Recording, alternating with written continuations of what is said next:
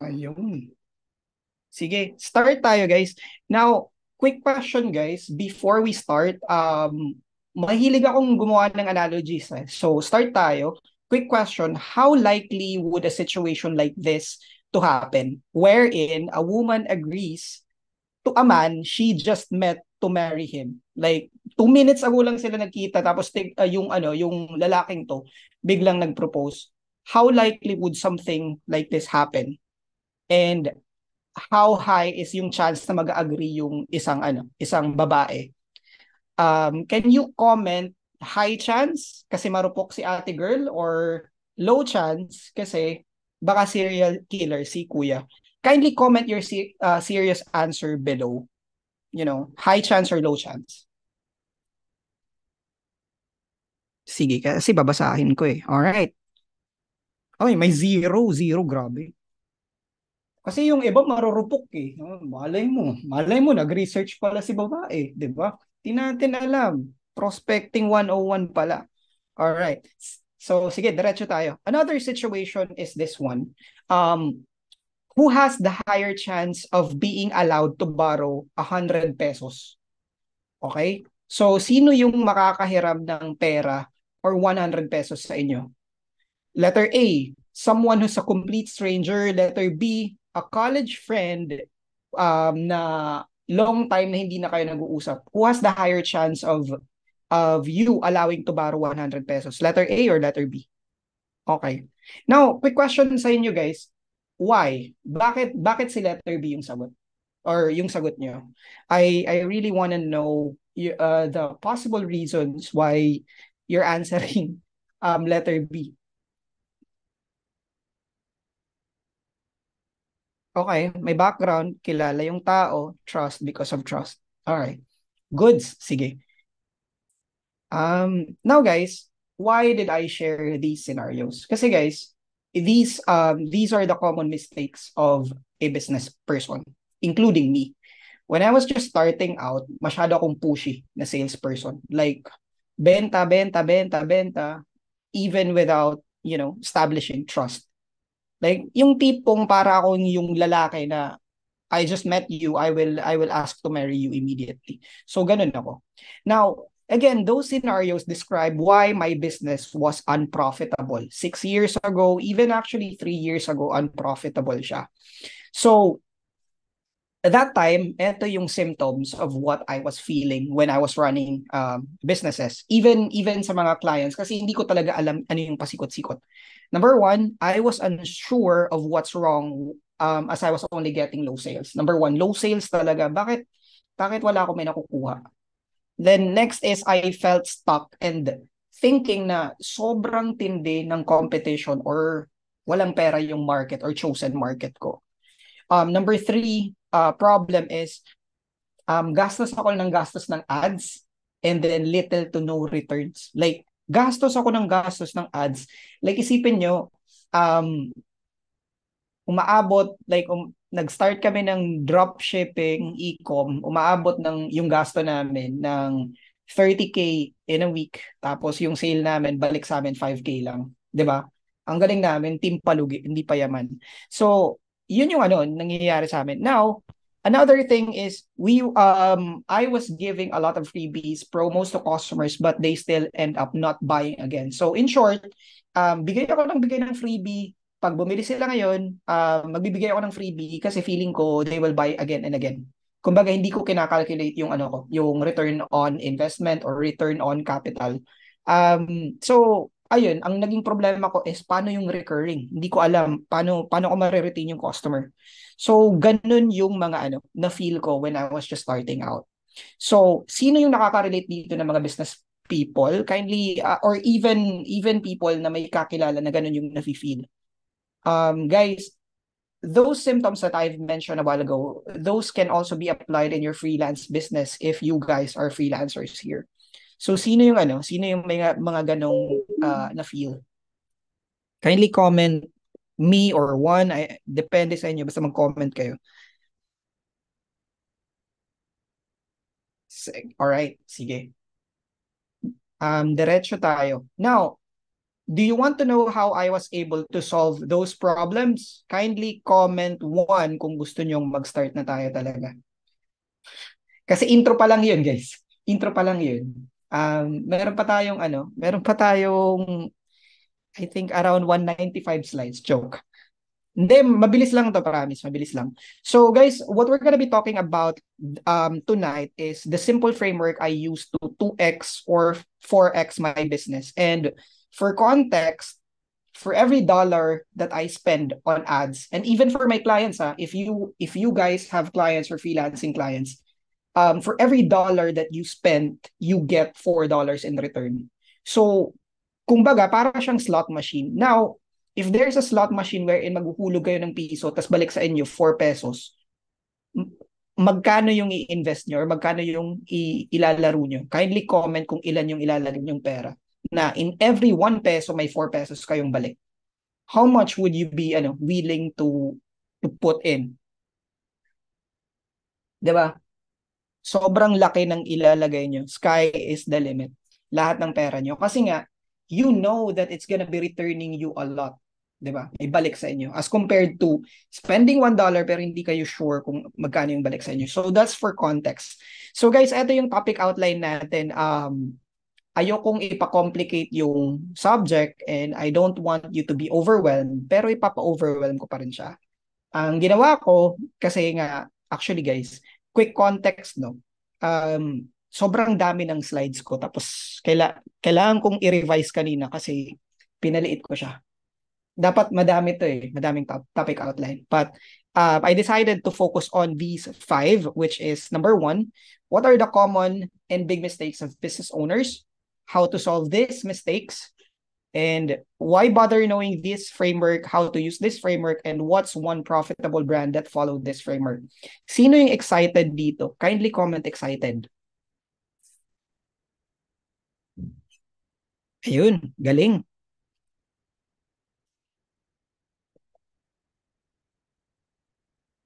Kung nabibilisan kayo sa akin, just let me know kasi mas bibilisan ko pa. Joke lang. Mas babagalan ko ng konti. Joke lang. Sige, diretso tayo. Before I continue pala guys, disclaimer lang, for the people who knows me for today, I'm not gonna be sharing about landing page design tips and tricks. What I'll be focusing more on is the framework that I and my team are using for our clients' business and our own business. So if you're a business owner, I hope you can apply this to your business. And if you are a service provider, if you are a freelancer, I hope you can apply this framework to your client's business. And another disclaimer is I don't claim to be a master on this topic. What I'm going to be sharing is based on what works for my team, the books that I've consumed, and how we service our clients. Okay? So baka sabihin nyo financial advice. I'm not a financial advisor. I'm just telling you that what works for us may work for you, but i-share ko lang yung experience ko. Okay? So, if hindi nyo pa ako kilala, I'm Errol Quezon. May mga potential clients ngayon na yung tawag sa akin is I'm a blend of designer and marketer daw. I'm the founder of Conversion Designers PH, and then yung focus ko talaga is conversion strategist for international brands. So, yung mga client namin are mga $1 million sellers sa Amazon. Oo. So basically, we don't service them if they don't have a $1 million revenue na hindi naman monthly pero quarterly is minimum. Kasi parang pasok ako sa isang agency So, yun. I've also helped 1,000 Filipino designers earn 6 figures as a conversion designer and 100 plus conversion designers become agency owners, sabi ng mga taga-tribe, yung iba. But anyways, diretso tayo. These are the clients that I've worked with and also the businesses that I've partnered with or yung mga brands. So andito ako ngayon dito sa gilid yung $1 million sellers. I'm part of their conversion design strategist team. So yun, topic outline. Let's start sa the first one. What are the common and big mistakes of business owners? And these are the biggest mistakes of business owners. Number 1, advertising, selling, and then automation. Question, sa tingin nyo, mali ito or hindi? Sa tingin nyo, typographical error lang ako or ito talaga yung totoong mali ng ng mga business owners? Let me know, guys. Or baka ako yung mali. Just let me know. I'd love to know your thoughts. Oy, mag-comment kayo, huwag kayong mahiya. Yun, most common. Bakit, sa tingin nyo, bakit mali yung pag-advertise? Bakit mali yung pagbenta? Bakit mali yung pag-automate?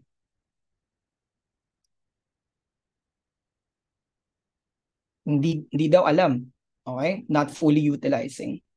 Okay? No experience. Okay? Kala namin tama pero walang ROI. Yes. Okay, no branding. So, a little bit of context I want to give to you. So, walang mali sa pag-advertise, walang mali sa pag-sell, wala ding mali sa pag-automate. Nagiging mali lang siya if you are advertising without an irresistible offer. Later, I will discuss this further. If you are selling without consideration to lead temperatures, if you are automating without planning the customer journey. Sino yung familiar dito sa irresistible offer, lead temperature, customer journey? Kindly comment one sa comment. Ayun. At least alam nyo, 'di ba? Yung mga yung hindi nila alam, just comment two para at least I know kung sino dito yung kumbaga mahihirapan mamaya sa topic. Kasi papasimplify natin, may exercise tayo. Mamaya kukuha pala kayo ng papel kasi I want you to write. O, seryoso ako guys mag-score pa ako. Mag-check ako ng attendance. Hindi akong joke. Ay, ang dami nang comment one. Ang gagaling nyo. Sige. Ayun, comment 2. Sige, ayun. Okay. Natakot to. Nag-comment ng 2 kasi takot mag-assignment. Gagi, may exercise pa rin tayo. Anyway, so yun nga. Mistakes of business owners is that they are advertising without an irresistible offer, selling without consideration to lead temperature, automation without planning the customer journey. Now, guys, chillax lang. I'll explain those further later. So, punta na tayo dito sa next subject or topic, which is yung how to solve these mistakes. So, that's where the 4D framework comes in. So, eto siya. Yung itsura niya is isda. Now, tas may arrow siya na parang pataas, then pababa, pataas. So, para siyang isda kasi nga, it's a roadmap used for product market fit. So, talagang full pack siya. Once you understood this, hindi kayo mahirapan kahit anong competition, you will still stand out. And para siyang isda kasi nga, I'm a big believer of if you give a man a fish, he'll live for a day. But if you teach a man how to fish, he'll live for a lifetime. Kasi alam niya yung gagawin niya. Kahit anong business yung pasukin niya, once applied to, he's not gonna be having a hard time doing it. Okay? So, yun. Diretso tayo. Ito yung meaning ng isda, ng 4D framework. Tangina, isda kagad din sabi ko. Yung 4D framework, number 1 is discover. Second D is decipher. Third D is develop. And fourth D is deliver. Kindly screenshot this because I want you to make this or serve this as as a reference for you guys. And then mamaya we will discuss how this is used. Paano siya gamitin. I want you to screenshot this because I want you to use this as your reference if you're gonna be building a business. And sa mga clients din, by the way, etong ginagawa ko sa inyo, when I demo it to clients, I'm actually educating them or facilitating kung paano ko ginagamit yung 4D framework. Like, I'm telling them na, hey client, if I'm gonna be working with you, I'm gonna be applying this framework. We're going to be doing discovery, we're deciphering, we're going to be developing something, and then we will deliver it to your customers. So, ganun yung style namin sa team namin. Na-screenshot nyo na, kindly comment naman kung nakapag-screenshot na kayo para at least alam ko. Uy, ang dami natin, 81 tayo. Dami natin. Thank you sa inyo guys Sana kumain na kayo. Sana mahal kayo ni Lord. Mahal kayo ng nanay nyo pag andito kayo. Ayun, screenshot done. So sige, diretso tayo. So, you might be asking, tangina, Errol, why would I bother knowing that fish framework? Anong silbi ng isdang yun? Parang wala namang silbi yun. Ano ngayon yung meaning ng discover, decipher, develop, deliver? How would it make me money? So, meron akong tanong. I want to answer this in such a way na medyo relatable. No? Sino dito yung guilty wherein ito yung tanong nila palagi? Where do I advertise and get maximum profit? How do I use this tool to make money? Oy, yung mga nasa Funnelfy, ito yung ito yung parati kong nababasa na, how do I use Funnelfy to make money? Mga ganun.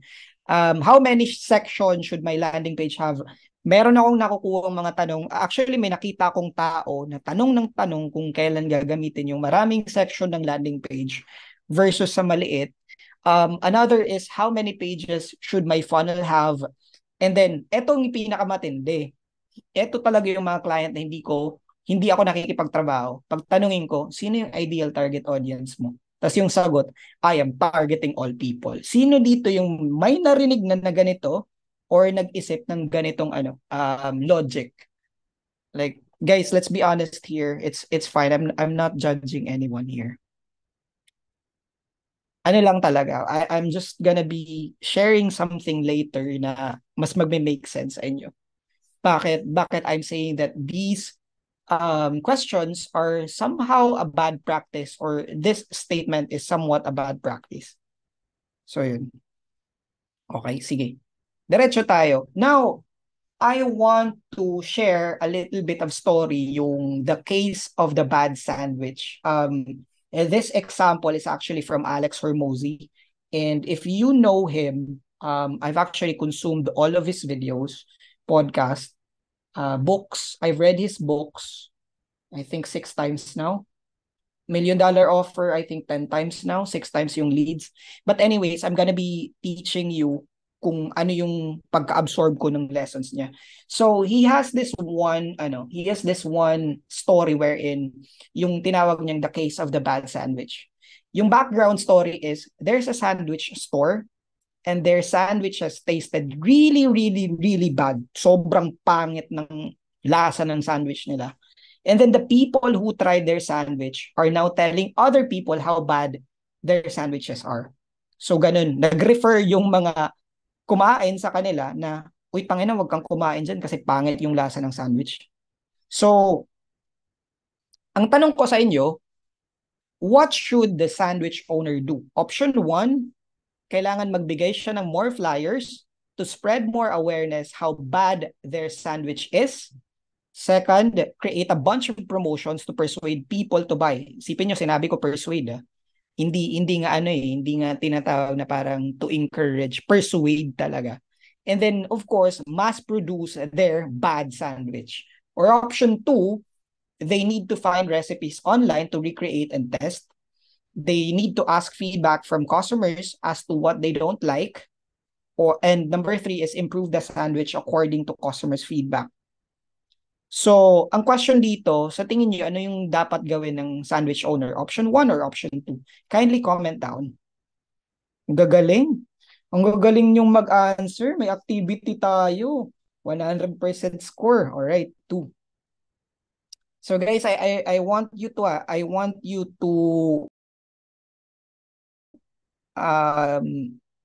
kumbaga, intindihin nyo yung mga lessons na to.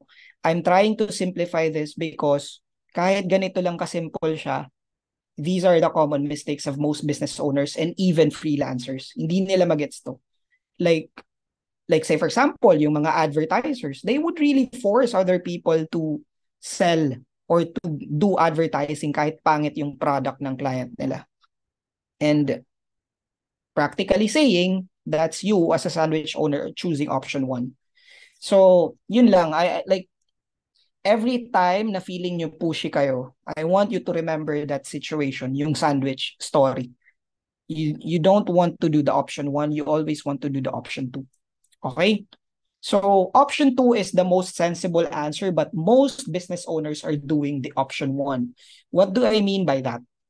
Andito na yung mistakes of business owners. They advertise without an irresistible offer, meaning ang pangit ng lasa ng sandwich nila. They sell without consideration to lead temperature. Kahit sino bebentahan nila. Number 3, they do automation without planning the customer journey. Wala na nga silang magandang sandwich, pipilitin pa nilang mag-mass produce para ipagkalat kung gaano kapangit yung sandwich nila. So, ganun yung ginagawa ng mga tao. Okay? So, this is an arrange to siya. If before you advertise, you have to craft an irresistible offer first.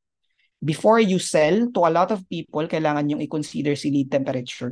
And before you even automate, you need to know customer journey. Hindi nyo kailangan ng complicated customer journey, a simple one would do. Okay? Kasi at the end of the day, if sobrang ganda ng product mo, tangina kahit hindi ka hindi ka mag-automate, yung mga tao na yung magre-recommend ng product mo. Okay? So ganun ka powerful siya kung mag-start kayo sa irresistible offer. So yun. Now, bakit ko binigay yung sample kanina? So, yun nga. Hinighlight ko na dito, if the person gives more flyers, nag-advertise lang siya pero wala siyang irresistible offer. And nag-create siya ng bunch of promotions pero walang consideration sa lead temp. Nag-mass produce siya pero no mapping of customer journey. So option 2, tingnan nyo. They are looking for recipes. That's you crafting irresistible offer. You want to make sure na shit, masarap yung sandwich ko. They ask for feedback kung ano yung gusto ng mga customers because that's you discovering the lead temperature. Anong gusto ng mga tao na hindi pa familiar sa brand ko? Anong gusto ng mga tao na gustong bumalik dito? Kasi mag-create ako ng bagong recipe para sa mga gustong bumalik sa restaurant ko or sa sandwich store ko. Number 3 is customer journey optimization. Paano ako magbra-branch out? Paano ako mag-franchise? Paano ko to i-automate para mabigay sa iba? 'Di ba? Sobrang simple ng sandwich analogy, pero it still goes back dun sa mga bad mistakes ng business owners, which is they are advertising, they are selling, and then they are automating even without those things na hindi nila ginagawa. So yun. If you are gonna be asking, why bother knowing the framework? If you don't like to be the sandwich business owner, and if you love your customers, so they will come back for more. If you want to be more profitable, you'll definitely bother studying this framework by heart. Agree? Kindly comment agree kung nag-agree kayo. Okay, goods. Hindi pa naman overwhelming, no? Okay pa naman tayo.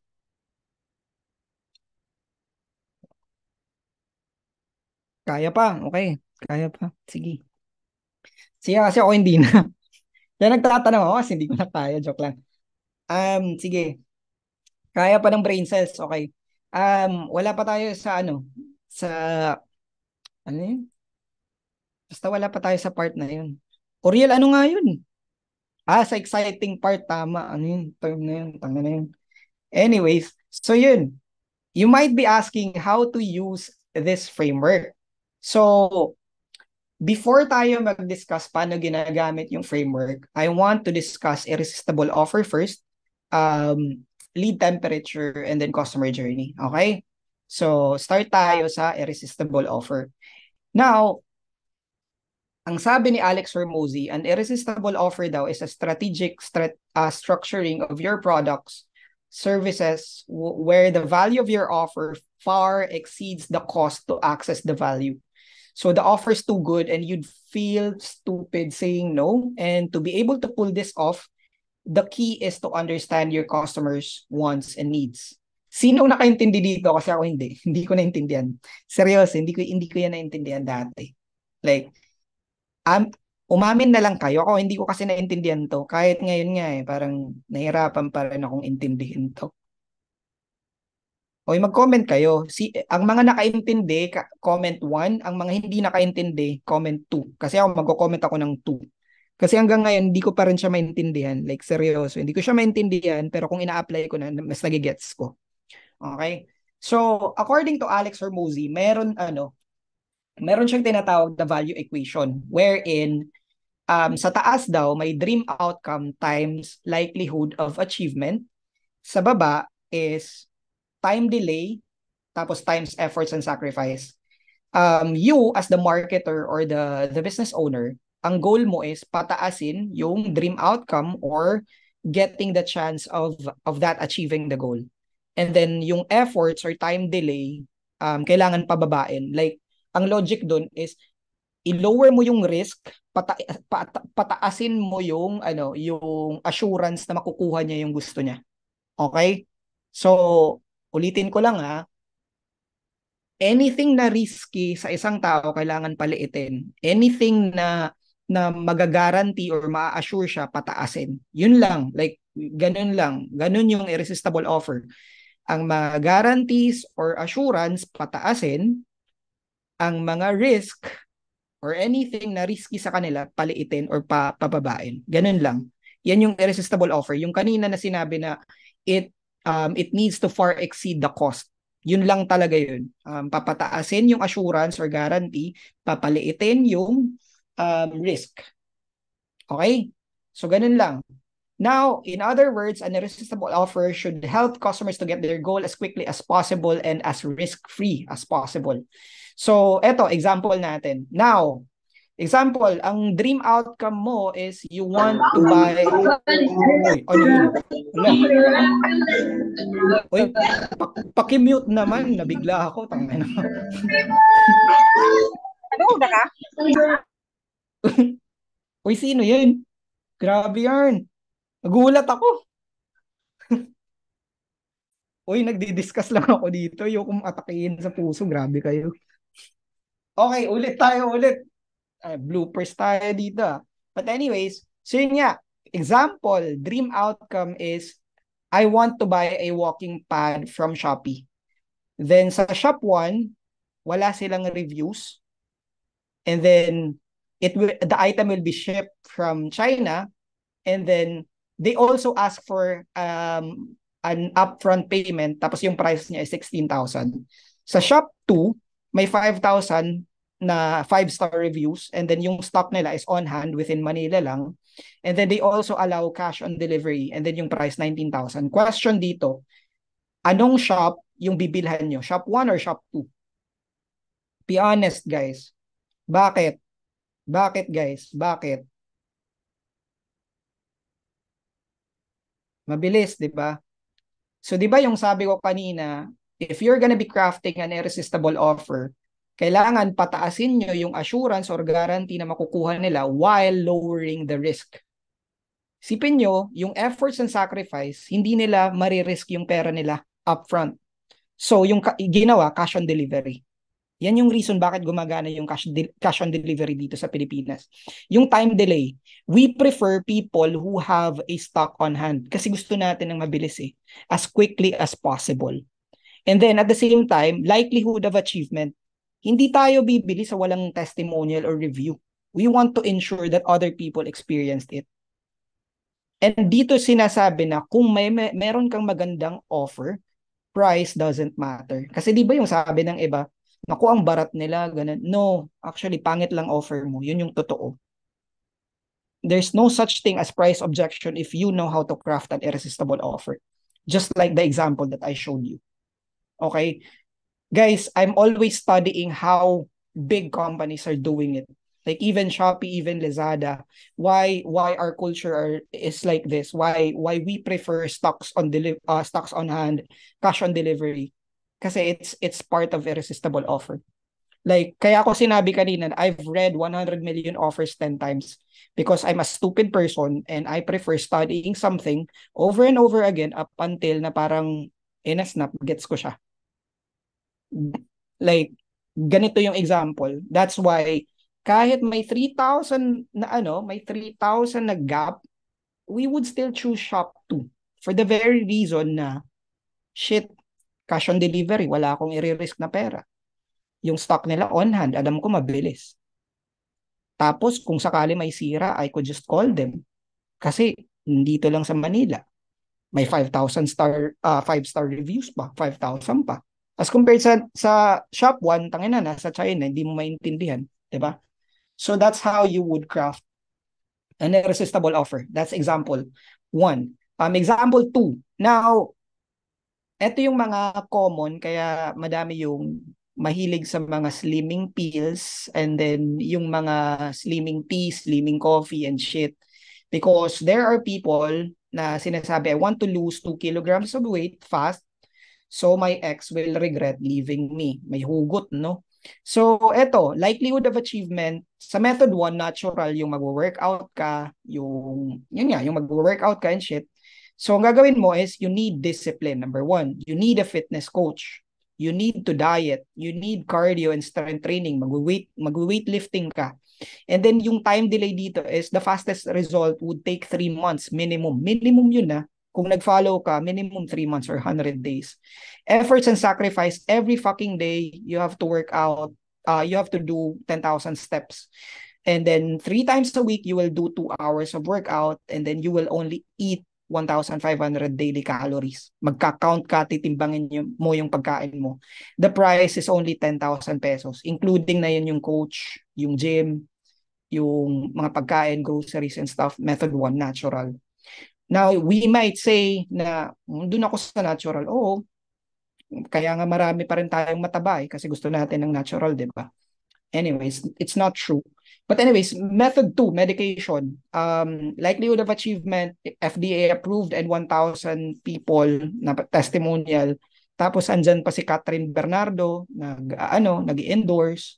Andyan si Tito Mikey nag-endorse. Yung mga influencer and people. And then time delay is you will lose 2 kilograms in just 1 month of drinking or taking the slimming pill. And then yung effort and sacrifice mo is it would just take you 1 to 2 minutes to take the slimming pill and drink the water. Price is 18,000. Now, kung nagmamadali ka para mag-regret yung ex mo, which method will you choose? Method 1 or method 2? 'Di ba? So ganun ka powerful yung irresistible offer, guys. Okay? So, eto pala guys, I want you to screenshot this kasi this is also how I mapped out irresistible offer when I'm giving it to a client. Pinapakita ko sa kanila paano gawin to as an exercise na parang ito yung gagawin natin. Likelihood of achievement, ito yung mga possible na mga likelihood of achievement, time delay, efforts and sacrifice, and then yung price.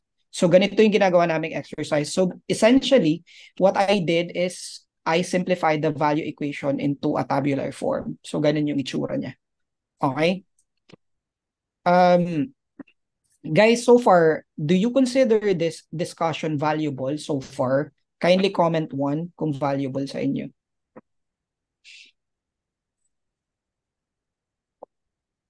Kasi iinom ako ng tubig, kaya kailangan ko ng advertisement. Okay, sige. Diretso tayo. Half pa lang tayo. Grabe. Joke lang. Okay, sige. Diretso tayo. Lead temperature, guys. So, eto na. Yung mga nagtatanong, Errol, Master, Coach, ilan ba yung section dapat sa isang landing page? And always kung sagot, depende sa lead temperature. Now, I want you to, yes. Question, you have example on how to use this for health coaches? Depende kung ano yung binebenta ng health coach. Pero I could definitely do an exercise, but for time consideration, I cannot do it right now. Pero I've applied it with a SaaS company. I've also applied it with a media company. I've also applied it with a supplement company, yung pag-craft ng irresistible offer. So I think hindi siya mahirap dun sa health coaches. Depende kung ano yung binebenta nila. So yun, lead temperature. Guys, there are 3 lead temperature. Tinatawag na hot, warm, and then cold. And then meron tayong like yung definition ng hot, warm, and cold na lead temperature. Unahin natin yung cold. Ito yung mga tao na they are aware of the problem but they are solution unaware. Meaning, hindi sila familiar sa'yo. Yun lang. Wala silang kaalam-alam sa'yo. Hindi ka nila kilala. Warm people is that they are problem and solution aware but looking for brands they could trust. Kumbaga, aware sila sa'yo. Aware sila sa'yo pero hindi pa sila nagtitiwala sa'yo. Okay? So, kumbaga sa dating, ito yung type na, yung kanina, yung cold, ito yung prospect mo pa lang na babae or kung crush mo, yun. Kasi hindi ka pa niya kilala eh. Pero kung magkaibigan na kayo, nag-group date kayo, warm na yun. Pero pag nag-date kayo na lang dalawa, hot yun. Okay? So, hot are, these are past clients who trust your brand or impulsive buyers. Now, ang cold, warm, and then hot, meron tayong tinatawag na criteria na KLTU or kulto. Sa mga cold, they don't know you, they are not sure na kung like ka nila, they don't trust you yet, and then they don't have any urgency. Hindi pa nila nakikita na pwede kang jowain. Yun lang talaga yung cold. Warm, they know you, they probably like you, they don't trust you yet, but medyo nakikita na nila na okay, pwede tong jowain pero hindi ko pa siya trip. Ganun. So yun yung warm. And then for the hot, eto na yung kilala ka na, gusto ka rin niya, nagtitiwala sa'yo, gusto ka pa niyang jowain. Urgent na yun. Okay? Urgent na yun. Talagang gusto na talagang magpa-jowa. Like, so ganun talaga. Yun yung hot. Now, eto na yung mga nagtatanong, Errol, ano yung gagamitin na landing page for cold people? Opt-in page to collect their information, email, phone numbers. So guys, in every funnel, what you need to do, like in every offer, what you need to do is always three. You have to create an offer for a cold audience, warm audience, and hot audience. Okay? And then for the cold audience, one section lang yan. Opt-in page, one section. Yun lang, one section. Opt-in page, collect their information, and then in preparation for follow-up. Dapat mas madami yung emails mo sa mga cold audience as compared to the landing page section. Hindi siya nagme-make sense kung papadamihin mo. Now, if you're gonna be targeting warm audience, ito yung parang sales page na may core offer, may low ticket to immediately convert them into paying customer. Okay? So, sa mga nasa CDPH na andito ngayon, this is the main reason why I offered the free 5-day landing page challenge. In exchange, you would just have to cover for your digital certificate of $249. Ang goal ko doon is to immediately convert you into a paying customer. And I'm telling you honestly right now because I'm also applying this to my own business. And what it did, yung ganun yung offer ko, what it did is that for every 1 peso, ganito na lang, for every 1 peso that I pay Facebook, I'm getting 7 pesos back. Okay? Kasi I'm also selling something on the back end. So, kumbaga, the reason why I know this is because I'm also applying it on my own business. So, yun yung ginagawa ko. That's why I did the 249. It was just to cover ad expenses. Okay? So, if mapapansin nyo, hindi din madami yung sections doon. So, sa warm audience, if you're gonna be targeting warm audience, 4 to 5 sections, 4 to 6 sections, okay na yun. Hot audience, eto yung kailangan ng mahahabang explanation. Okay? Mahabang explanation. Ito na yung mga long form copy. Why? Because they already trust you. So kahit anong ilagay mong content, babasahin at babasahin nila yan. They would spend a lot of time with you because they already trust you. Okay? So kahit 9 sections na yan. So more than 7 sections, that's definitely hot audience. So for me, ito yung mga common mistakes na nakikita ko din sa mga clients. So every time a client would come in na makikipag-usap sa akin, I would always ask them, by the way, for this offer, who are we targeting? Are they cold audience, warm audience, or hot audience? Pag sabihin nilang cold, okay, I know, we create an opt-in page first. Then we nurture them via email or SMS. Diba? Kasi wala pang trust eh. So, yes, magkakaiba dapat silang landing page. Kasi 10%, those are the hottest customers. 30%, those are the dwellers. 60%, those are not, like, most probably hindi ka nila kilala. So, always create 3 offer, 3 landing pages. Basta 3. Always yun, 3. Okay? Gets yun? Gets yun, guys? Medyo ano lang medyo slap of reality lang, no? Nakikita ko na powerful si Funnelfy, but not a lot of people know how to use it. Kasi they think na pag meron silang Funnelfy, isang offer nila, uulanin sila ng sales. No, you have to create 3 landing pages, separate landing pages. You have to create 3 offers, separate offers. Yan yung first. Okay? An offer for a cold audience, an offer for a warm, and then a hot. And then at the same time, different landing page for cold, warm, and then hot. Okay? Because if you do it, and then you do a lot of A/B testing, which meron din sa Funnelfy, hindi kayo mahirapan magbenta. Like, binigay na sa inyo.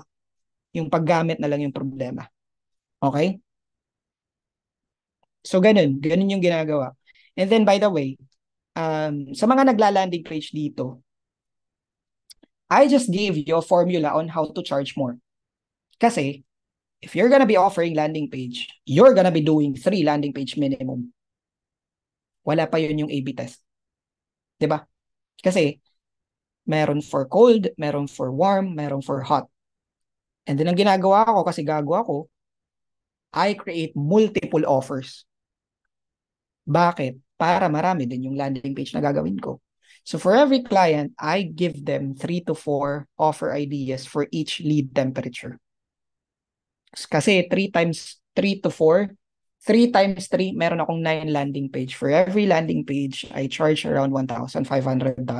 Now you calculate kung magkano yun. So I don't need to get a lot of clients. That's how you scale landing page design service. So I just gave you something. So yun, diretso tayo. Yes, 9 landing pages for 1 client. Yes. Bakit? Wala namang masama dun. Basta may pera sila. So yun, start tayo, customer journey. Goods na tayo dun ha. Lead temperature, irresistible offer. Valuable so far, $1,500 each. Bakit? May makikipag-work ka? Okay lang sa akin. Like I'm open.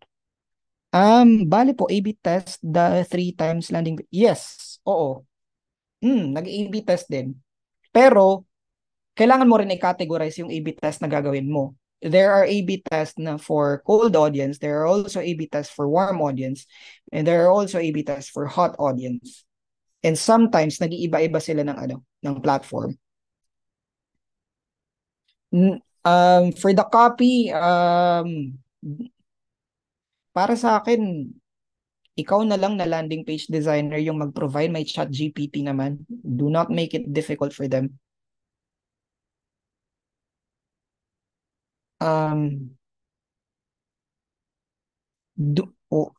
Wait. Pwede ba mag-base sa pricing on what stage of target? Yes, pwede din. Pwede din mag-base. Pero always remember, if they have hot audience, kung sabihin nila, they already have a customer, yung pag-charge mo ng landing page, mas lumiliit. Kasi they already have a proven track record. Meaning, may data na sila. They know what works and what doesn't. So kung sabihin nila na, well, we have past customers and we are just wanting to retarget them, hindi nagme-make sense na mag-charge ka ng malaki. Kasi nga, they can do it themselves. Why would they pay you? They can even hire a full-time employee. Why would they contact you? Diba? So, para sa akin, kumbaga, the riskier for me as a service provider, the higher I charge. So kung sabihin sa akin na, pero gusto natin mag-tap ng bagong target audience, okay, I'm gonna be charged higher. Kumbaga higher charge. So yun. Landing page lang ako, bobo ako sa ads eh. Like, marunong ako mag-ads pero bobo ako. And then tamad din ako. Pero marunong ako mag-ads, pero I'm not offering it. Kasi, I mean, eto analogy lang guys ha. Konting-konting analogy wala dito. Mag-imagine tayo guys. May dalawang store. Yung isang store, sari-sari store. Yung pangalawang store, Uniqlo. Sa tingin nyo guys, sino yung feeling nyong mas mapera? Yung Uniqlo or yung sari-sari store? Option 1, sari-sari store. Option 2, Uniqlo. 2. Option 2, 'di ba? Uniqlo. Okay. So, i-relate natin to sa service provider. Kung ikaw, marami kang offer, nagmamagaling ka sa kahit anong bagay, generalist ka, you are a sari-sari store. Ba't ka ipaperceive na malaki yung pera? Ba't ma-attract sa'yo yung premium? Hindi ma-attract sa'yo yung premium. Kasi nga, hindi ka specialized eh.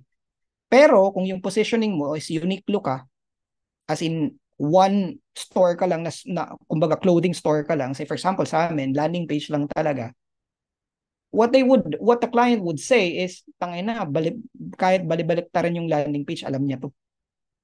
Kasi maghanap yan sila ng specialist eh.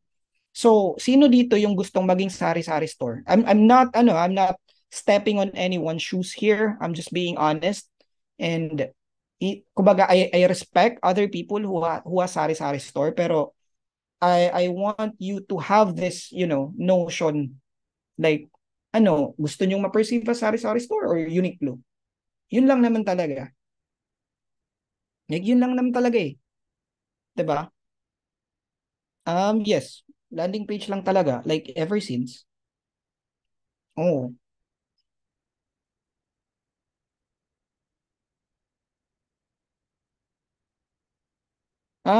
Actually, yung warm audience, they would know. The businesses would know. It's not you who would know. What if there is another need? Parang basic na sagot to ah. What if yung doktor, dalawa lang yung kamay niya, tapos kailangan niya ng assistant? Ba't di mo i-refer? Ba't susuluhin mo? 'Di ba? Ba't papahirapan sarili mo?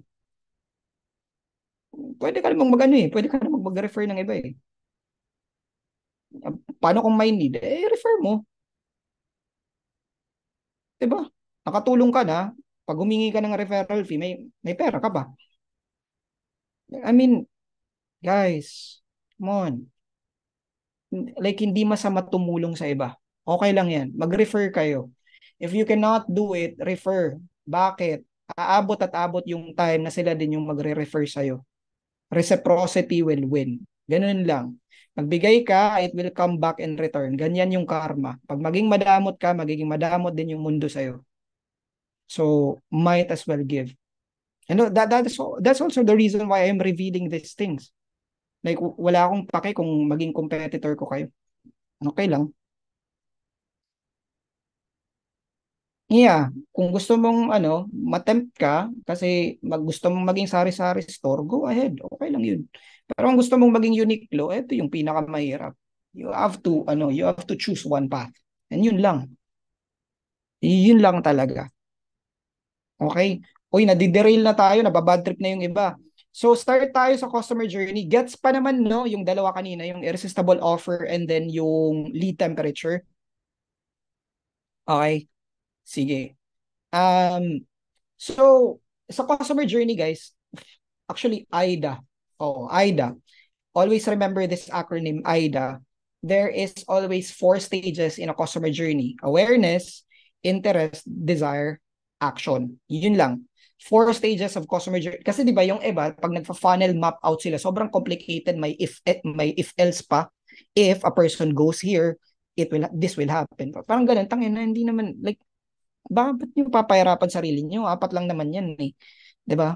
So, yung iba kasi may mga pa-drawing-drawing pa ng mga, hindi ko alam, parang mapa or ano yung drawing nila na apat lang naman yung stages. Awareness, interest, desire, action. Anong meaning ko? Like, para, guys, eto konting share lang you are never judged by how you make things complicated. You become an expert in the eye of a client or sa customer mo if you can simplify things. If magigets kahit grade 1. If magets ng isang grade 1 yung sinasabi mo, people will see you as someone na genius. Kasi nga, you can simplify complex subject. 'Di ba? Like para sa akin, if you can make it look like for business people na ganito lang kasimple, wag mong pahirapan yung sarili. Like, they will definitely trust you immediately. Kasi nga, irresistible offer as quickly, as riskless, or as risk-free as possible. Now, if you create a lot of map, ang tingin sa inyo, na complicated pala, yoko na. Yoko nang magnegosyo. So, why would they hire you? 'Di ba? But if you can simplify everything na parang feeling nila, ganito lang pala. That's the time that wherein magtitiwala sila sa'yo. So, guys, like, kung kaya nyong pasimplihin yung mga bagay, that's always the better. Wag natin ipa-complicate yung buhay. Diba? So, yun. 4 stages of customer journey: awareness, interest, desire, and then action. Now, example, dating. Andito pa ba si Oriel? Oriel, mag-comment ka nga. Uy, asan ka na? Okay. Sige. So, kunyari, si Oriel kasi mahilig mag-bar hopping, no? So, example ko dito si Oriel dating. Awareness, boy meets girl at a bar. And then si Oriel, in-approach niya yung girl. Tapos, pumunta na kaagad sa interest stage. Sabi ni Oriel, "Can I buy you a free drink?" Then the girl agrees. So yun, may interest. Tapos, syempre, usap-usap sila. Getting to know stage na, further conversation, desire. Tapos, biglang sinabi ni Oriel, "Uy, pwede ba tayong mag-date? Schedule a formal date." So, yun yung customer journey sa dating. Okay? Boy meets girl, boy approaches the girl, boy asks if he can buy a free drink, girl agrees, further conversation, and then you schedule a second date, and then uulitin na naman, awareness na naman, interest, desire, action, ulit na naman, awareness, interest, desire, action. Always lang ganun yan. Iba't ibang stages lang. Okay? Sige. So, yun. Dental business. So, awareness. Yung usual na ginagamit is Facebook ads to drive people to landing page. And then, if napapansin nyo, most of the dental businesses na sa online, they offer a free cleaning dun sa clinic nila. Pagpasok mo sa clinic, the dentist will also assess the overall health of your teeth. So, sabihin, ala, yung ipin mo, ang baho. So, ganun. So, ikaw naman, mako-conscious ka, shit, bad breath ako. So, ikaw i-educate ka, ito yung gagawin mo, magtutoothbrush ka lang, blah, blah, blah. By the way, yung toothpaste namin, isang toothbrush mo lang, hindi ka na magtutoothbrush 1 year after.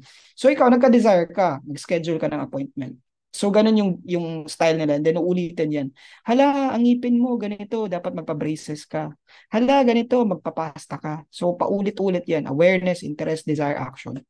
Facebook ads, free cleaning, educates, and then schedule an appointment. Gets yung customer journey. Ganun lang kasimple yung customer journey. You don't have to complicate it.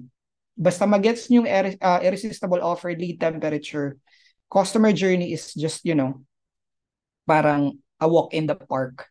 Kasi it's always awareness, interest, desire, action.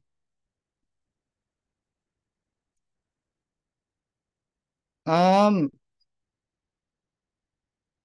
ano? Oh, ma-access naman niya. Ibibigay mo yung login mo. Oh, kasi free.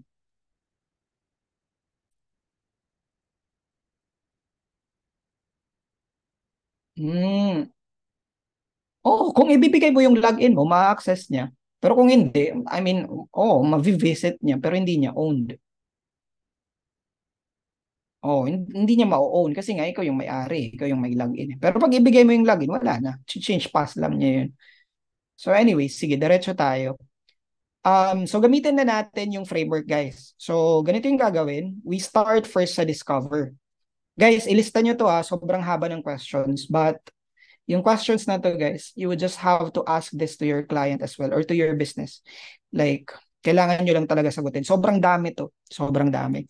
So, meron tayong 4 na question, 4 core questions. So, sobrang dami. Number 1, who's your ideal target audience? So, sa akin, I'm targeting aspiring landing page designers. What problems do they have? They don't know how to build landing page. They don't have any background sa design. They are people na social media managers or virtual assistants who wants to upskill into just one premium skill para hindi na sila maging generalist. What objections do they have? May background ba sa programming? Kailangan ba ng portfolio? Paano kung wala pa akong experience? Paano yung mga technicalities? Paano yung mga code? And what would make them know, like, trust my brand? Ang gagawin ko is, I'm going to show them how to build a landing page even without coding. I'll also teach them how to get clients even without portfolio, even without experience. So, see, nakikita nyo, like, I'm giving you the exercise on how I'm doing the selling. Like, ina-answer ko lang to sila. These are the 4 core questions and mas specific ako. I can also target social media managers who wants to be copywriters kasi alam kong sagutin yung questions na to. Those are the 4 core questions. If you can also give this to your client or even apply these to your business, hindi kayo mahirapan to craft an offer. Okay? So the goal in this phase is to know your potential customers and identify the massive pain that they have. Again, massive pain lang. Kasi pag sabihin ko sa ads ko, sa tingin nyo ba complicated yung pag-design ng landing page? What if ipakita ko sa inyo na makakapag-design kayo ng landing page in just 1 hour? So ngayon may ads na ako. 'Di ba? Kasi I know their objections, I know their problems. Yung ads code, it will definitely convert. Kasi alam ko yung messaging ko. 'Di ba? Kahit kahit ganito lang yung questions na to, if you know how to use these questions and if you have to answer these questions honestly, ang mangyayari sa inyo, you will be able to craft an irresistible offer and then yung iba is just a walk in the park. Okay? Magiging madali na lang. Okay? So next, decipher. Ang gagawin sa decipher is you rank the top 10 problems that you confidently know how to solve. So say for example, sa akin, social media managers who wants to transition to become a landing page designer but don't know how to start. Yun yung confident ako. Yan yung top 1 ko. So ang gagawin ko, I will give them a roadmap. Ito yung roadmap nyo. Ito yung mga tutorials na kakailangan nyo i-consume. Ito lang yung mga kailangan ng clients. And then each of the problems, those 10 problems, I write the solution. Paano ko i-deliver? Would it be via ebook, checklist, challenge, online challenge, PDF? Would it be a t-shirt? Would it be a planner? So yung gets nyo, parang may 10 problems, kada problem, nilalagyan ko lang, ano yung pwede kong ma-produce? Ano yung pwede kong mabenta? Kasi di ba yung um, sabi ng iba, kailangan daw nila ng capital. Sa akin, yung capital sa akin, pag alam ko yung problema ng isang tao, capital na yun sa akin. Kasi I would know how to solve it. Kasi rarang ko lang yan, 10 problems and then ang alam kong iso-solve and then I will write my solutions. Paano ko siya i-deliver. Okay?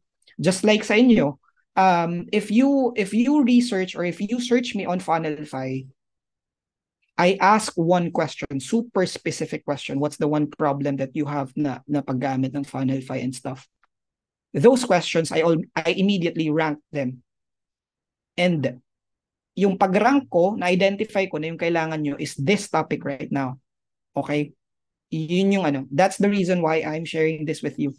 Kasi nga, yun yung biggest problem nyo. So I'm also applying this to you guys.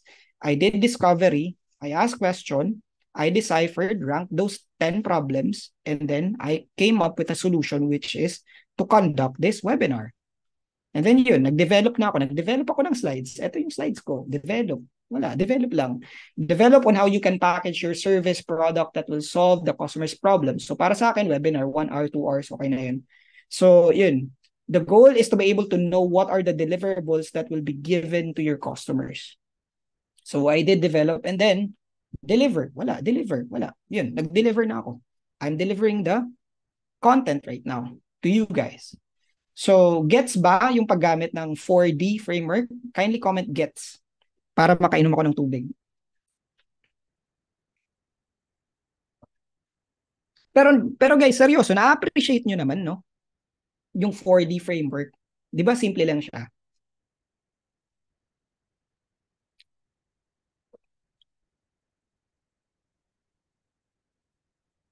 Oh, like ang pinakamahirap lang talaga doon na exercise is yung pag-craft ng irresistible offer. Once you are able to craft the irresistible offer, yung iba magiging madali na lang. Kahit nga, hindi naman papetics, pero kahit nga konting effort na lang yung gawin nyo sa iba, basta may maganda kayong offer.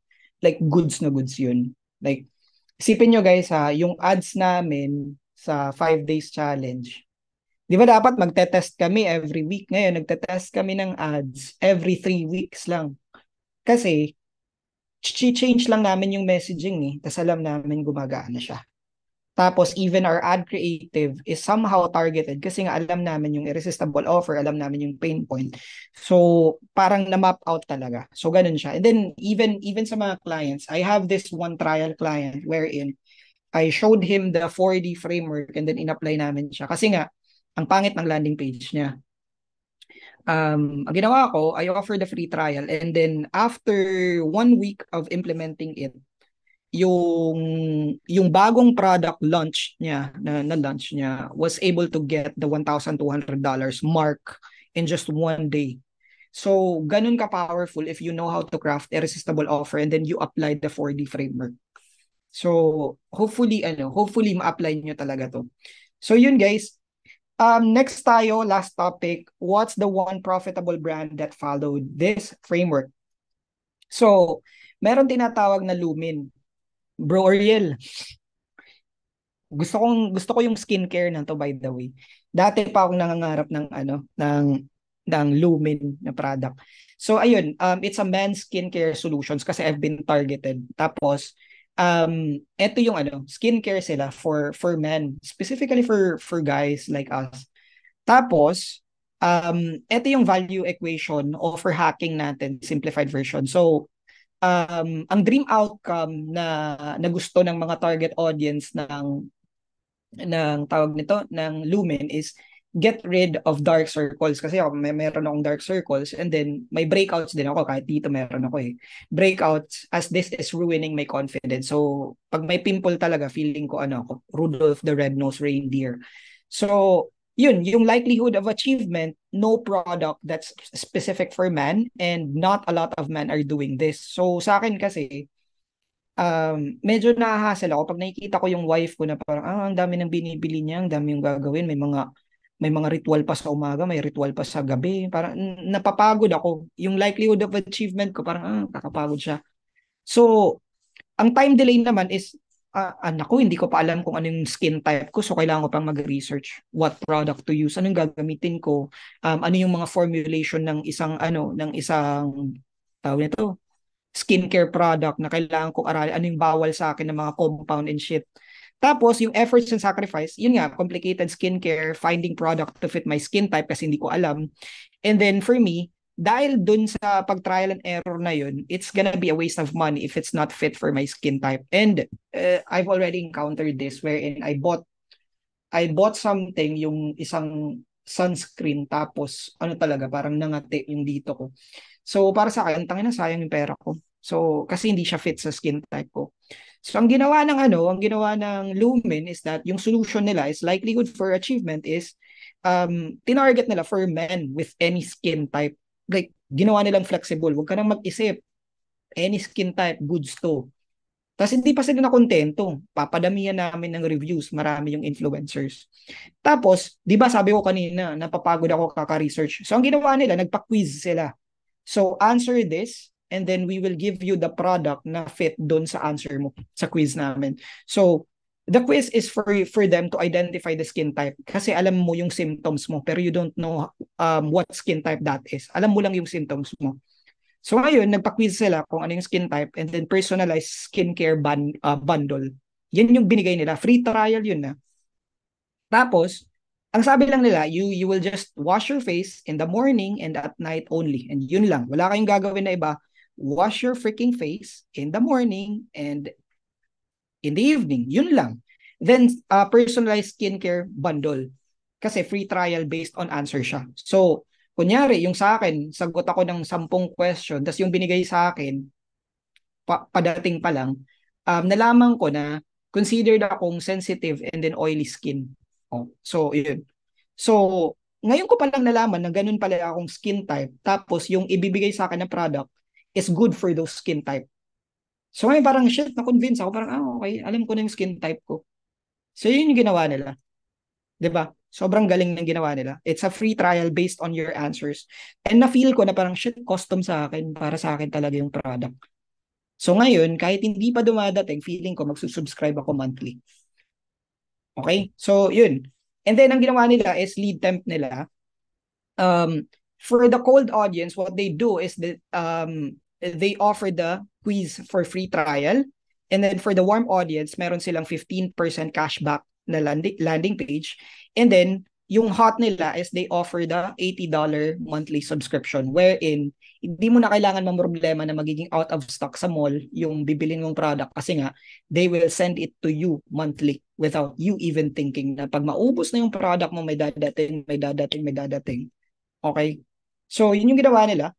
Free trial, nag-quiz ka lang, cashback, and then yung monthly subscription. Yun yung style nila. So, yun yung offers nila for specific lead temperatures. And then, yung ginawa nila for the customer journey naman is they offer free trial. You take the quiz for a free trial kasi nga, hindi ka naman magte-take ng quiz kung hindi ka interesado dun sa product nila. And then sa Desire, they continued to email, SMS, chatbot, nurture you. So, always akong ini-educate. Ito yung gagawin ko habang nag-aantay pa ng product. I will wash my face na dapat nagpapat lang, mga ganun. So parang na-realize, okay, ganun pala yung gagawin. Kasi abrasive din pala, kasi dry nga eh. So ay sensitive nga. So mabilis masugatan kumbaga. Tapos yung action is 15% cashback or 80% $80 per month na subscription. Isipin nyo hindi pa dumadating sa akin pero I'm already considering paying them the monthly subscription kasi nga I've learned kung ano kung skin type. So, ganun yung ginawa nilang customer journey. Now, ito yung ginawa naman nila for the 4D framework. They did the quiz to identify common skin type of men. And then, ito pa yung pinakamatindi. Habang nag-quiz sila, mas nagiging solid yung data nila. Kasi dumadami yung sagot eh. So, alam nila kung ano yung mga problem. And then, ito pa yung pinakamatindi. Did you know guys na yung pinaka-best na marketing tactic is Q&A? Kasi for every question that you ask and if that person answered you, you have this sense of recommending na parang, uy, mag-a-ask pa nga ako, uy, magre-recommend pa nga ako ng ibang topic. So ngayon, yung influencer na yan or yung content creator na yan is gonna be growing more kasi nga mas nagiging madami siyang supporter. So yan yung ginawa ni Lumen. Nagpa-quiz sila to identify common skin type of men para magkaroon sila ng massive database kung ano yung mga sagot, ano yung pwede pa nilang ibentang mga products. And then they decipher those common question tapos nirank nila what skin type to address. So meron sila, alam nila kung ano yung skin type yung common sa mga men. So yun yung i-restock lang nila. And then they create an experience where solution feels personalized. Like what I've mentioned a while ago na nalaman ko yung skin type ko and then nalaman ko rin na yung marireceive ko is specific for my skin type. And then lastly is a recurring model. Yan yung delivery nila. Recurring model. So that's how they used the 4D framework. Now, here's another fun fact. This framework is actually derived from a Bible verse which is ask and you shall receive, John 14:24. So yun lang, that ends our webinar. And any questions, comments, violent reactions, na bad trip, na hurt, problema, concerns, ano pa ba? Valuable sa inyo guys. Ako na lang magtatanong, mga ano kayo, mga participative.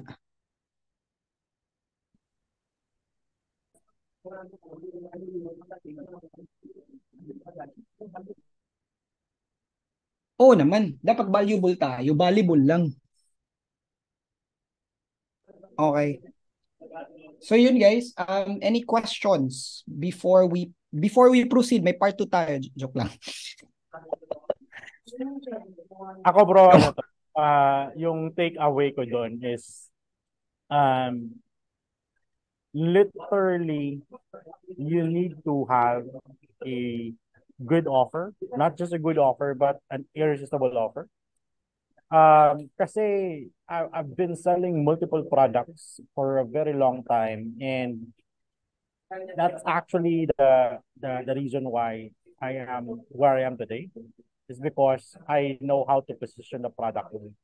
But selling multiple products for a very long time, meron akong na-discover na hack so that whatever product you sell, low yung risk, and at the same time, you can maximize your income. Type, I want sa chat if gusto mong malaman yung hack na yan. Siyempre, magta-type ako. Stop I1. Okay. Bro, okay lang ba i-stop share na muna natin? Ay, okay. Sige. Yeah. G. So here's the thing. It's knowing and talking to yourself, ano ba yung skill set mo? So here's the thing. Ito yung na-discover ko. You have to literally discover sa sarili mo kung anong level ka ng skill set. Are you a marketer?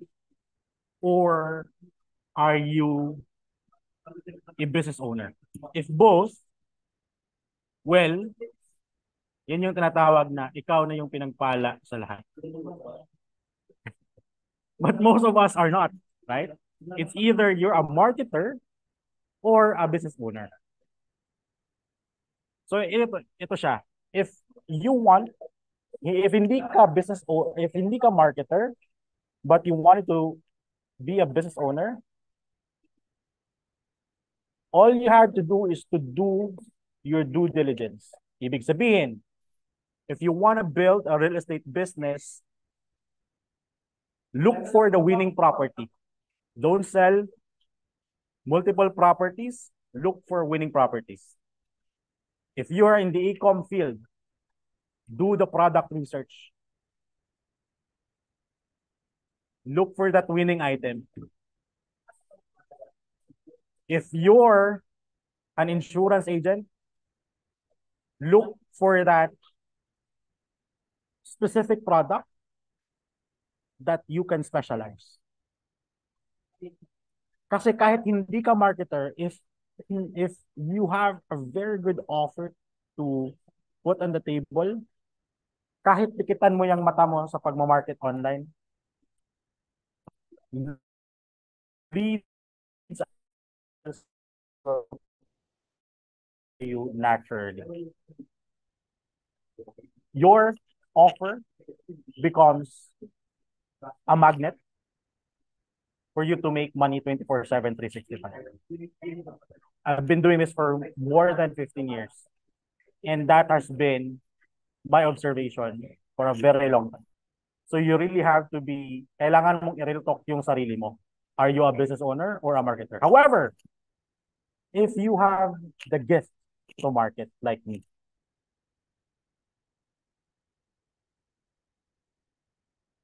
all you have to do is pick one product at a time and do whatever it takes for it to be successful. Say, for example, when I launched Funnelfy, since naturally, di ba, a software needs an explanation. Pero bakit in less than a year, we're able to gather 2,000 plus of you in the community na user? It's because I have the natural gift of marketing it online. Diba? Sino dito yung nakikita ng ads namin na napapastop ka and pinapanood mo talaga? Type 2 sa chat. Right? Everything I touch becomes gold because I am a marketer by name. And it depends on you. If you want to be a marketer, then do your diligence to study. Most problem ng mga business owner is majority is they don't do their due diligence. It's not because maling-mali yung pagkatao mo. Kaya ka hindi nagsasucceed sa business mo. No. Mali lang yung product na binebenta mo.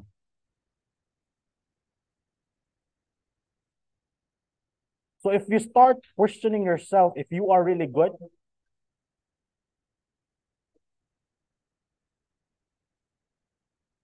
i-real talk mo yung sarili mo. Tama ba tong produkto na binebenta ko? Or did I do my due diligence to sell this product? Right? majority of the business owners are not succeeding on the product, on the service, on the offer that they're offering, not because hindi sila magaling na business owner. It's just mali lang talaga yung produkto na binebenta mo. O bakit yung si Glenda nung nagbebenta ng ano yun, pangpaganda sa TikTok.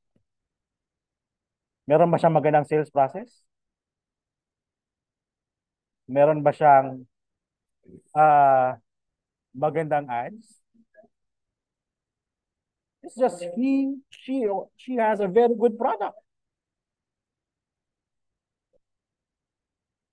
Right? So, if I want you to take something out of this webinar,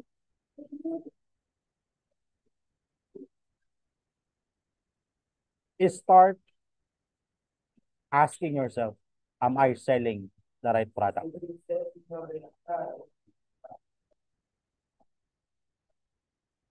So, pasalamatan natin si Errol. Let's show some love to Errol sa chat. Bro, ang ganda nun. Super ganda nun. Kinakabahan ka pa niyan, ha? Sinabi mo sa akin, kinakabahan pa. Tagal na kasi. Diba? Let's show some love to Errol sa chat. Alright? Bro, anything else you'd like to share to them or to add? Baka may question sila. Siguro question na lang. Tapos, Yeah. probably 3 to 5 questions. And then, pwede na tayong mag-end. Baka Yes, pagod sir. na kayo. Pagod na yung brain cells. Pero yun, tama yung sabi ni Coach Bro Gab, na guys, may times kasi na you would also encounter this valley of despair wherein nafe-feel nyo na parang shit, incompetent ako, ganun. Sometimes, wag tayo masyado ma-attach dun sa product natin. At the end of the day, it will be the market or your target customers who will decide what product is good or not. So, if sabihin nila na pangit yung product mo, accept it and then ask them, what can I do to improve it? Kasi, data is so much valuable. Kaya nga tinawag yung age ngayon na information age eh. Kasi, information is very, very valuable. So, might as well collect. And then, of course, utilize it. Sometimes lang kasi bro, hindi yung pride kasi natin eh. Nakapag-invest ako dito ng milyon na milyon sa product na to. Kailangan kumita to. Yeah. Ako ka pala eh. Hindi na nga kumikita. Yeah. True. May konting kwento ako, no? Diba? Kasi, may konting kwento ako kasi. So, cut your loss. Oo, cut your loss. Tapos, eto pa, guys, I'm not sure if you're familiar with Rich Dad, Poor Dad na book, yung kay Robert Kiyosaki. And then, he mentioned there na one of the most valuable skill of a business owner is he needs to know how to raise money. And dati parang tangina, raise money, ano yun, nire-raise ko pera ko, ganun, or mag-fundraising ba ako, ganun. And then, the more I study Robert Kiyosaki, kasi nga, yun nga, I always consider myself as a stupid person. And then, if I am interested with a subject or an author, I would study their content na in such a way na obsessive talaga. And then na-realize ko na yung meaning pala niya when it comes to raising money is pre-selling. Pre-selling. So, anong meaning dun? I'm not sure kung familiar kayo yung mga gumagawa ng cookies, yung nagbebenta ng mga pastries. They would do this na, sino yung mag-pre-order para sa ganito. That's raising money. Hindi sila mag-produce ng product kung hindi ka bumili sa kanila. That's valuable skill. Now, insurance broker namin, tangina, ang galing. Ang galing niya. What she did was, she asked me a bunch of questions na sobrang importante sa akin. Like, sobrang importante na na-realize ko, na nung nagbayad na ako, nag-down payment na ako, I realized na nag-pre-sell pala siya sa akin. She was harnessing the demand by, by just asking questions. So, sometimes, like, ang pinakamaganda sa questions niya is she was asking negative things. Kasi, human psychology, mas alam natin yung ayaw natin as compared sa gusto natin. Even if I ask you right now, guys, if I ask you, what's your goal in the next 5 years? Hindi nyo ako masasagot. Pero if I ask you, ano yung one specific situation na ayaw nyong mangyari 5 years from now? You'd probably say ayaw nyong mamatay yung aso nyo. Ayaw nyong mamulubi. You would know specifically. So what that insurance broker asked me are questions na parang yun, mga negative questions. And then yung binenta niya sa akin is custom dun sa mga ayaw ko. She sold me health insurance na pang global pa. It was expensive but okay lang sa akin. Kasi nga I felt na, nga, no, ayoko kasing mangyari yun eh. Kasi Parang sometimes guys, parang yeah, pareho tayo ng oh, insurance, bro. Itong 100 million ba to? oh, Pareho tayo. oh. Kasi yun eh, you would know pain point. You would know what you don't like as compared to what you like. Kaya nga yung iba sinasabi na, hala, naging mag-asawa kayo kahit magkaiba kayo. 'Di ba? Kasi hindi mo alam yung gusto mo eh. But you know what you don't like. So sometimes anything that you don't like, just list them down. That's data. Use it to your advantage instead of, avoiding it. So ayun, may question si Mitch. Ano po yung different landing page ideas for each lead temp coach? So para sa akin, if you're gonna be targeting cold audience, an opt-in page would do or a squeeze page would do. And then if you're gonna be targeting warm audience, actually, ang pinakamaganda sa warm audience are probably a sales page na kahit 4 to 6 sections lang, padamihin yung testimonials, yun lang. And then for the hot audience, kahit offer wall lang, offer wall page. Hindi ko alam kung familiar kayo dun sa types of landing pages, pero offer wall. Offer wall is like you visiting Lazada tas marami yung products. Yun yung offer wall. Kasi those people are already your customers. They are now looking for other products. So bakit nyo papahirapan yung sarili? 'Di ba? Just give your products, like ilista nyo. Offer wall. So yun. Next question, ano po yung masasuggest nyo para makapag-practice gumawa ng irresistible offer? People might say pangit yung isasuggest ko, pero like what I did in the past 4 months, kaya ako sinabi na I haven't been able to do live webinars, is that I just freaking offered, crafting irresistible offer for a bunch of people for free. Yun lang. Yun yung ginawa ko. I mean, hindi naman siya free. I don't believe in such a word na free. Kasi kung i-hire ako ni Mark Zuckerberg to give him a free lead magnet, I'm also asking for his time. Billions yung worth niya. So that's not free. Diba? So there's no such thing as free. Kung gusto mong mapag-practice sa pag-craft ng irresistible offer, mag-offer ka. Yun. Kasi di ba, practice yun eh. Mag-offer ka. Offer ka for free, pero ask feedback din as well. And then at the same time, what you would do is list down the top brands that you follow, and then tingnan mo kung ano yung mga possible na time delay or efforts and sacrifice na sinosolve nila.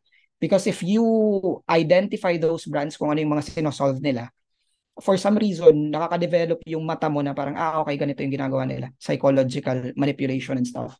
So, yun yung ginagawa nila. Like, malalaman mo siya. The only way really is to build a muscle in such a way na kailangan mo mag-offer. So, yun. You mentioned earlier na if hot ang audience, oo. Oo. Does it also apply to businesses na nag-offer ng services? Kasi 'di ba pag cold audience, you need to feed more info, no? Um, so ganito no. Paano ba? Pag cold audience, parang parang pagjojowa lang yan eh, Cyrene. Wherein, pag magkaka-text kayo, masyadong short pa yung answer. Kasi cold pa nga eh. Oy, kumusta? Kumain ka na? Oo. Anong ginagawa mo? So, ganun pa lang. Pero pag kayo na, sobrang haba. Be, I love you, good night, tangina, ano pa. So, di ba, ang haba na? Tapos, ikukonsume mo yun kahit sobrang haba ng text niya. Kasi nga, love mo eh. Di ba? So, kaya ko sinabi na pag hot audience, kahit mahaba yung isulat mong sales copy, babasahin yan. Kasi love ka eh. Pero pag cold audience, ang ginagawa, small messages. One email today, one email tomorrow, one email the day after tomorrow. Gets mo? Parang yung pag-educate sa'yo is pa konti-konti. Good morning, kumain ka na. Hanggang ipapamiss ka na parang shit, hindi na nag-text, na-miss ko. Ayun. Nadali ka na. Jojowain mo na, sasagutin mo na.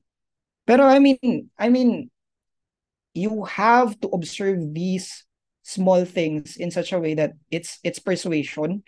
Um, para sa akin na I'm not a big believer of love at first sight, and nagbe-believe ako na love can be learned, especially if you are exposed to that person over and over again. Kasi yung pag-love natin sa brands, ganun naman din eh. If we're constantly exposed to it, mas nala-love natin. So sa cold audience, yung pag-consume nila is pa konti-konti. One info right now, one info tomorrow, one info the next day. So ganun siya. Kaya sinabi ko nurture siya. So, oo nga, tang-inang love yan. Like seryoso, oo. And guys, don't try to complicate this. If the product doesn't need an explanation, na like literally ano to siya, like bigas yung binebenta mo. Diba?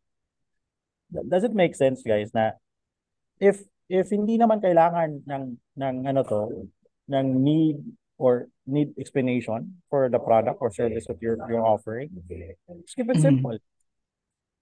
Headline, benefit, proof of concept, FAQ, call to action, every section, that's it. Oo nga, papahirapan nila ang buhay nila. Di ko alam. Di Kung ko rin nagdepende, alam.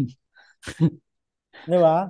Again, being able to create an irresistible offer doesn't mean that you really have to stock a lot of wordings there.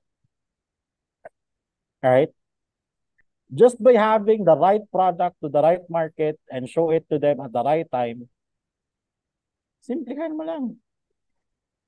Di ba? May konting kwento ako kasi mahilig ako mag ano eh, like mahilig talaga ako mag-observe ng environment ko. Hindi ko alam bakit. Basta weirdo akong tao kung makakasama niyo ako.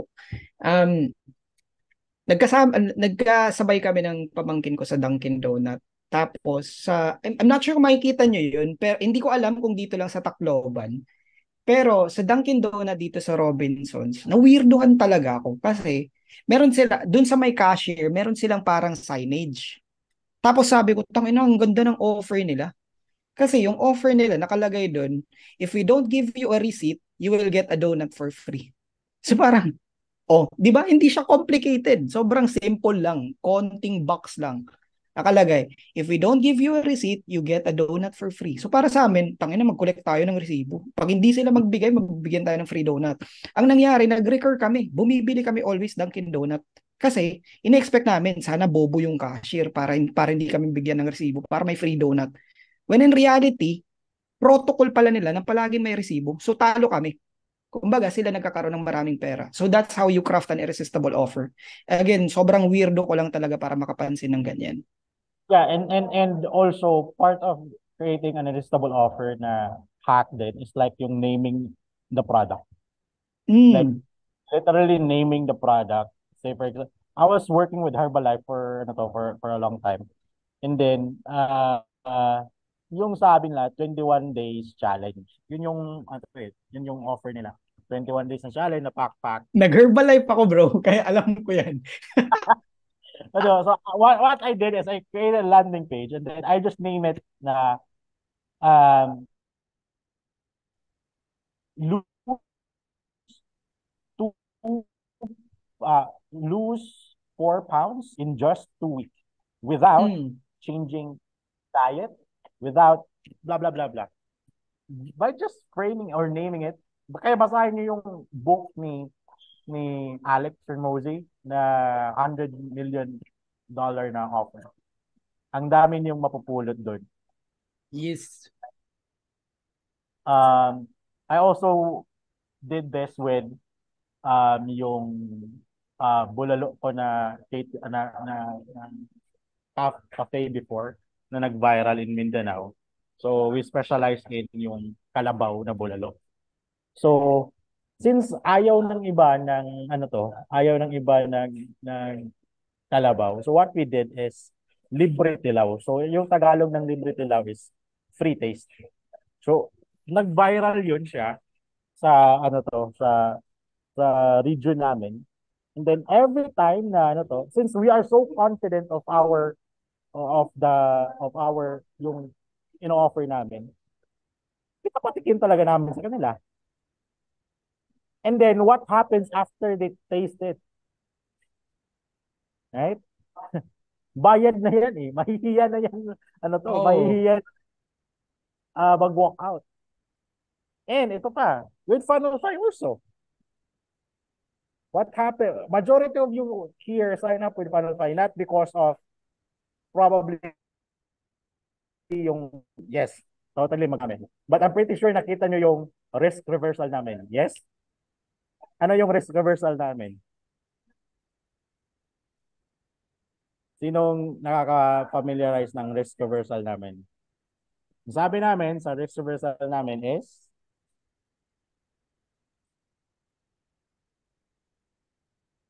get a lifetime license to Funnelfy. Normal price is 68,563. You have no risk. Build and launch as many funnels as you would like. If after a year you are still not 100 satisfied with the value we're able to provide, and if you have not experienced an inch of online success after doing what we recommend, we will return your initial investment 3 times and still get to keep your account for a lifetime. Diba? Oh, sabi ni Rogel, nabudol daw sa time. Diba? It's because how we position the offer, how we name our offer. Yun. Question. Meron si Rafi pala kanina, Coach Bro. Siguro this might be my last question na sasagutin. So ayun, sabi niya, can you give me ideas sa irresistible offer for real estate? Let's assume developers projects, same lang offer, especially sa promos. So to stand out, how do I do that? Para sa akin what I would do is I will give a lead magnet wherein sabihin ko, these are the 5 essential questions that you need to ask a project developer to know if they're legit or not. Yun lang. Yeah. Kasi makukuha ko yung information nila and then I would be able to talk to them. I would also be perceived as someone na alam yung sinasabi because why would I give you the trade secrets if hindi ko alam pinagsasabi ko?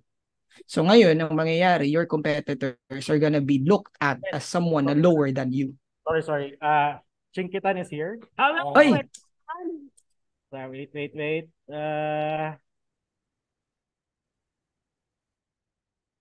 Is here. Hello. Hello, everyone. Yun, this is my community. Oh, thank you. Oh, ingat kayo. You're in good hands with Metrobank. Yun. So, yung kasi I've been working with a lot of real estate agents also, bro. Ang ginagawa ko, if project developer yan, you have to really do your due diligence in checking your sales stats for the past 3 months. Kung hindi nyo na-meet yung goal nyo for the past 3 months, ibig sabihin, yung property na dinedevelop nyo, walang demand. Kaya nga, I prefer working with brokerage kasi you can really hunt for winning properties. That's how you do it. Walang sekreto. Brokerage, yes. Again, it's not you na mali dito. You Product. probably it's the product you're selling and the environment that you're in. Right? So do the do the due diligence to check the sales nyo for the past 3 months. Na-hit ba yun yung goal? If not, huwag ka na makaksaya eh. Magkano lang namang maging part dun sa brokerage or realty brokerage.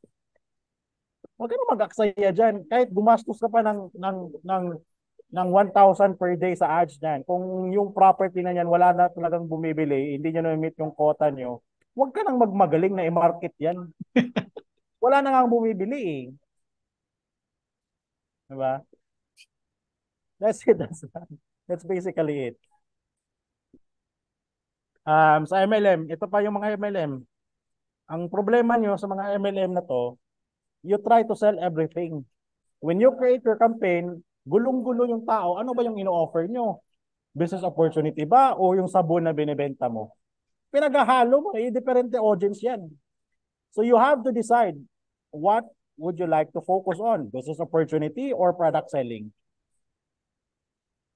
Yan, yun yung tanong ni Naptali, MLM. Ayo.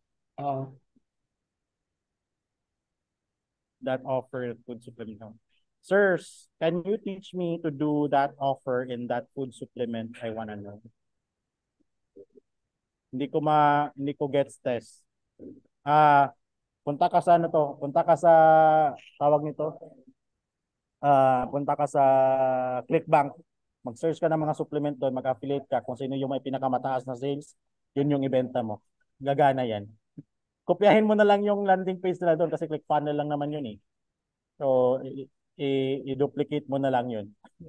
That's how you, that's how you win. Huwag niyong masyadong i-complicate, guys. Kasi madali lang naman to eh. Again, kung hindi ka business owner, kung hindi ka literally marketer, all you need to do for you to be successful is sell the right product. Do your due diligence. Ito pa. I think that's it.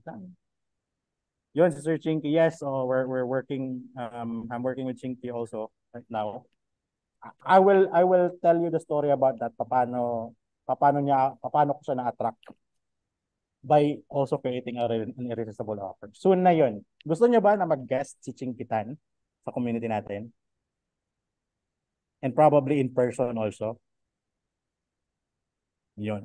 Type 1 sa chat if gusto niyo. Ang question dito, invited ba ako? Baka naman. No questions asked, bro. Kahit ano to. No questions asked. Basta ikaw. It's G. Magpapapicture lang ako kay Chinky. Oo. Na binubuhat niya ako. For real estate or maybe offer what's outside the real estate itself. What's in the community or vicinity or area surrounding the state, like travel time?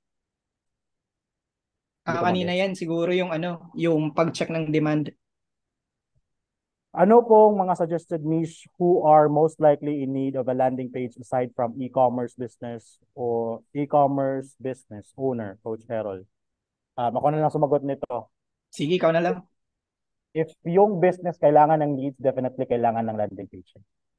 Mapa brick and mortar, dental clinic.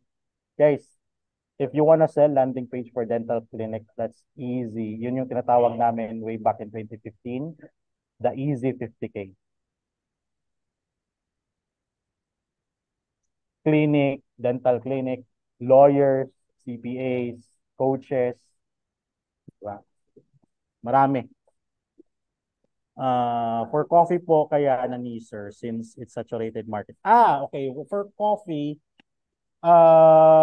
yes, nasa red ocean na yung coffee. So, alam nyo yung red ocean? So, the blue ocean is the red ocean and the blue ocean.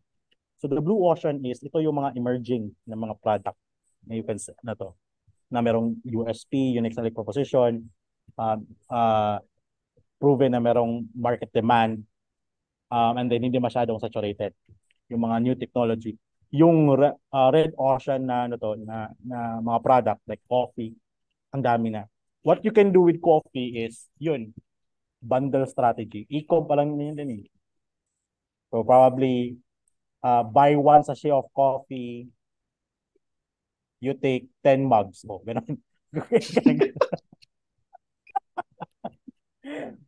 So depende yan how you position. Buy one sachet of coffee, take Grabe 10. naman yung grabe naman yung kape. Ganon. Ano pa ba? That's it. Funnel fire namin si Jen Lazar. Marami pa tayo ng event. So, after answering.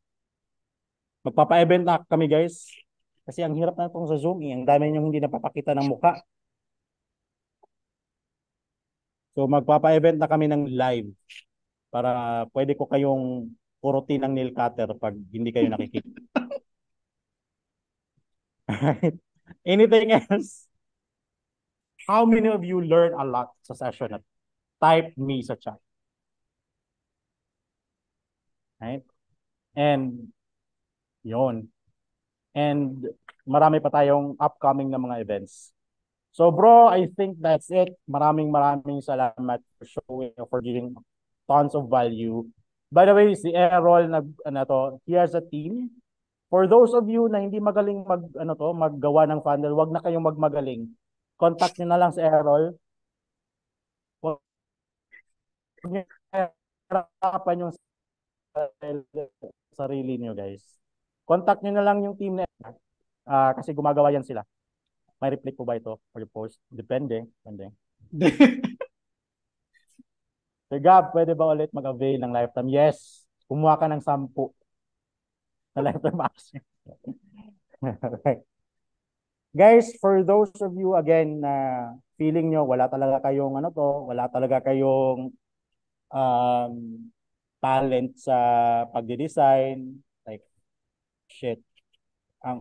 Ang skill nyo lang is magbenta, you just want to sell, contact Errol. Ang galing ng team nila. They have a proven track record in creating highly converting landing pages. For me, I'm not doing it for me. I'm doing it for you. And I'm telling you this, for those of you na hindi magko-comment ng takeaway nila, hindi talaga kayo makagiging successful niyan, guys. Kasi takeaway na nga lang yung hinihingi sa inyo eh. Mag-comment na lang nga kayo ng learnings nyo doon. Hindi nyo pa The reason why sometimes you are not successful kasi take lang kayo ng take. Mag-give naman kayo ng ng at least. Ganun ba?